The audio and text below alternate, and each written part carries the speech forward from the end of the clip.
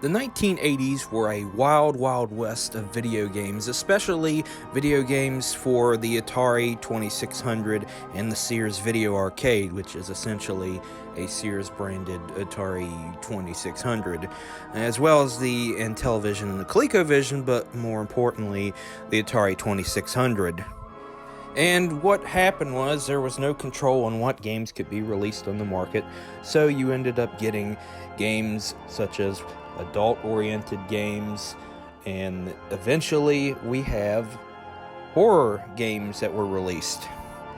The two most notable and infamous ones being the Texas Chainsaw Massacre, based on the film of the same name, and Halloween, also based on the film of the same name. The Texas Chainsaw Massacre video game was created by Wizard Video Games, and if the first two words in that title sound familiar, then your assumptions are correct. It was developed by a division of Wizard Video, who is known for a lot of their low-budget horror films, pretty much. And of course, back in the day, if you bought a Wizard Video VHS tape, you were pretty awesome because, even though they were low budget, there were some pretty decent titles that came out of Wizard Video. So, right before this game even released, a lot of stores refused to carry it simply for the fact that it was considered violent and based on a violent property. So, because of that fact, not a lot of copies made it out there. I mean, there's, a little bit out there. It exists, but it's not to the point that it exists as much as a typical Atari game would. See, the thing was, due to this being violent and very many retailers not carrying it, you would typically find these in places like in video stores who just didn't care. They're just like, we're gonna put it out on the shelf anyway. Mostly the local ones. I actually talked to a man not too long ago about the subject of Atari games, and he ran a video game store back in the early 1980s until the mid 1990s, when he sold out to one of the larger local video stores. And he told me, and he actually said that the concept of renting games, he actually started doing that with the Atari 2600 in 1983, which I didn't think it went back that far. I thought video rentals started with, the original Nintendo, but apparently he was a pioneer in this idea, according to him, at least. So he says he claimed he started doing rental, and that this was one of the most requested rentals, and then eventually one day it never returned to his store. But he said that he did rent, he had a copy of this for rent. He couldn't acquire very many copies, and he did have copies he sold. Once they were sold out, he just had the one rental. Somebody took it and never returned it.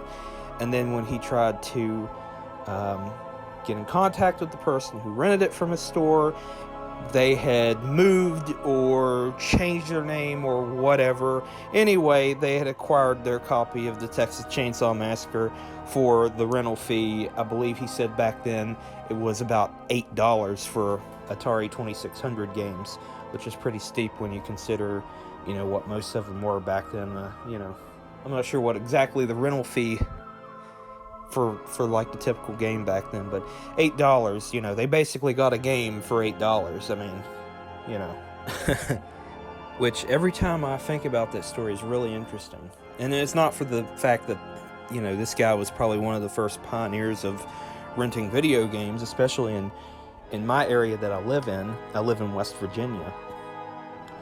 But simply for the fact that I actually have acknowledgement that there were copies actually floating around in this area, because you got to think about this. West Virginia,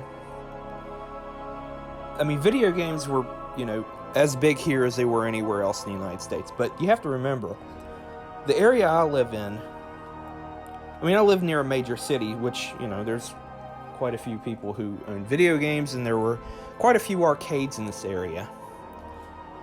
There were a number of arcades. I think at one point during its peak there were close to around 30 arcades at one point in the late 80s, which is quite a bit for this area. But the fact that it made it here is, and it being such a hard to acquire game, I still think that's amazing to this day. And I don't know why. I mean, it's somebody's like, oh yeah, I live in New York, or I live in Oshkosh or somewhere, and we had it. Well, you have to understand to live here that certain things just don't make it here, or they just, they don't make it here at all, or especially back then. Today, it's been, we get everything. It's been like this since the early 90s. But back in the 70s and 80s, sometimes you just didn't get stuff. And this was pre-internet. So, yeah. But the thing about this game, the Texas Chainsaw Massacre, because of its violence, a lot of people didn't buy it. And it took one more game for them to try their shot at being successful, for Wizard Video Games to be successful. And that game was Halloween for the Atari 2600. Released that same year in October 1983, couple months, more than a couple months after the release of the Texas Chainsaw Massacre for Atari 2600, this game was released just in time for Halloween. And what ended up happening is it caused Wizard Video to go bankrupt. It was so unsuccessful, no retailers would carry it for the same reason as they would the Texas Chainsaw Massacre video game. And they were so desperate that when they tried to liquidate, they would just write handwritten labels on the cartridges with Halloween.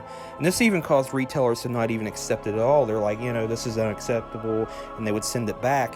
And, it's ridiculous, but they just couldn't afford to keep themselves running, and eventually they went bankrupt. Of course, a lot of it probably had to do with, the whole video game crash of 1983 fiasco.